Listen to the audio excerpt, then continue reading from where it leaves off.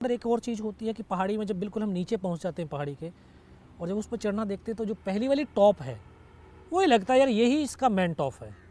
लेकिन जब उस टॉप पर पहुंचते हैं तो फिर अगले वाली चोटी दिखाई देती है। तो दूसरी रात जब हम पूरी रात चलने के बाद जो उस टॉप के नज़दीक पहुँचे तो हमारे डेल्टा कंपनी साथ साथ चल रही थी हमारी सपोर्टिंग के लिए। तो उसके जो कंपनी कमांडर थे कैप्टन सचिन निम्बालकर, उन्होंने बोला यार बलवान यहाँ पे तो कुछ भी नहीं है, बोला चलो यहाँ पे फ्लैग लगा देते हैं। जब उस चोटी के ऊपर चढ़े यार ये नहीं है अगले वाली चोटी है, फर्स्ट लाइट हो गई थी। सभी ने बोला सर ऐसा करते चाय पीते हैं फिर चलते हैं। बोला नहीं चाय वहीं पियेंगे जाकर के। उस दिन तो पूरा दिन चले हम, पूरा दिन चलते, शाम के वक्त यही समय रहा होगा। तो वहाँ पहुँचे, उस टॉप पर पहुँचे तो फिर अगले वाली चोटी दिखाई दी। फिर सभी ने बोला सर ऐसे करते हैं अभी थोड़ा सा रेस्ट करके फिर चलते हैं, क्योंकि पूरा दिन हो गया, पूरी रात हो गया चलते हुए। तो अभी हम वहाँ पे बैठ करके अपने वेपन्स को डिप्लॉयड कर ही रहे थे। तो सचिन निम्बालकर साहब के साथ जो टीम थी वो आगे के इलाके को थोड़ा सा सर्च करने के लिए चली गई।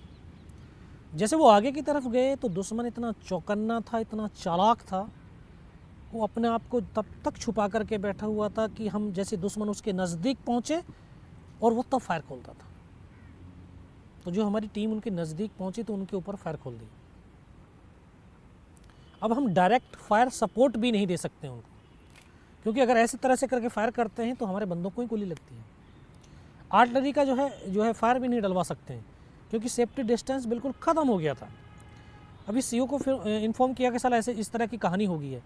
फिर उनको मैसेज दिया गया सेट के ऊपर, अब जहाँ पर हो जैसे हो पत्थरों के पीछे चुपचाप छुपक करके बैठे रहो, जैसे अंधेरा होगा आपको निकाल लिया जाएगा। तो लगभग रात को 11 साढ़े 11 बजे के आसपास उस टीम को निकाल करके लेके आए। तो उसमें एक जवान को हाथ में गोली लगी थी, बाकी हमारे तमाम जवान सेफ थे। जैसी टुकड़ी वापस आई तभी एकदम से आदेश मिला कि यार अभी अटैक होगा। तो यहाँ ईश्वर भी एक के बाद एक मौका मुझे देता जा रहा था। एक तो घातक प्लेटून का सदस्य होने का मुझे सौभाग्य मिला, उसके बाद जब यहाँ से अटैक के लिए चले तो बोला यार तू गाइड होगा अपनी टुकड़ी का। फिर मुझे गाइड के तौर के ऊपर चुन गया। तो एक मेरा नाम राशि दूसरा था, हम दोनों एक दूसरे के गाइड होकर के चलना शुरू किए। पूरी टुकड़ी को लेकर के जब रात भर चलते रहे, सुबह का वक्त था, तो एकदम बिल्कुल खड़ी चट्टान जिस पर चढ़ना बहुत मुश्किल था। तो वो जवान जो दूसरा, मेरे नाम का दूसरा योगेंद्र सिंह यादव था, तो वो काफ़ी हाइट थी उसकी, 6 फुट था। मैं बोला यार यहाँ तो ये चढ़ नहीं पाएंगे। बोला नहीं ऐसे कर, तू मेरे कंधे पे पैर रख और ऊपर कहीं रस्सी बांध दे। मैं रस्सी बांधा, रस्सी बांधने के बाद हम एक एक करके चढ़ना शुरू किया। तो उनके दोनों तरफ बंकर्स थे उनके, लेकिन अंधेरे की वजह से तो हमें नहीं दिखाई दी, और शायद उस समय वो सो रहे होंगे बंदे भी। लेकिन जब हमारी आवाज़ हुई, पत्थर गिरे ऊपर से, तो शायद उनकी आंखें खुली होंगी और उन्होंने ऐसे फायरिंग खोल दिया। एक बंकर उसका इधर था, एक इधर था, तो इस तरह से ऐसे क्रॉस फायरिंग हुआ तो हमारी टुकड़ी का रास्ता कटअप हो गया। हम केवल 7 जवान जब तक क्रॉस कर चुके थे, बाकी को फिर किसी को क्रॉस करने ही नहीं दिया उन्होंने। ऊपर पहुँचे तो 7-8 मीटर का बिल्कुल प्लेन सामने 2 बंकर्स, उन्होंने हमारे ऊपर फायर खोला। हमने भी इधर से आधाधुंध फायरिंग खोला, लेकिन हमने उनको मार गिरा दिया।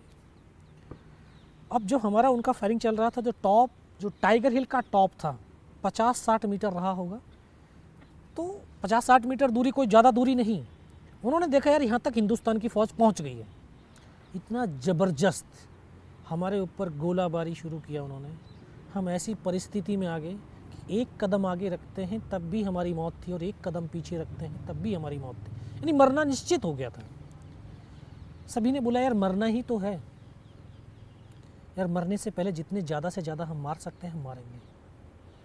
और ये हमारे देश और हमारी सेना की सबसे बड़ी ताकत है कि हमारे सैनिक का जो शरीर चाहे गोलियों से छलनी क्यों ना हो जाए, उसकी आखिरी सांस क्यों ना बची हो, उसके शरीर की अगर एक भी बूंद बची है शरीर के अंदर, तब भी उसके कदम दुश्मन की तरफ बढ़ते हैं, कभी पीछे की तरफ नहीं बढ़ते। ये हमारी भारत माता की मिट्टी में जन्म लेने वाले हर एक हिंदुस्तानी का उसमें ताकत है। वो हम आगे की तरफ भागे, उनकी डेड बॉडी को निकाल करके मोर्चे से भगाया।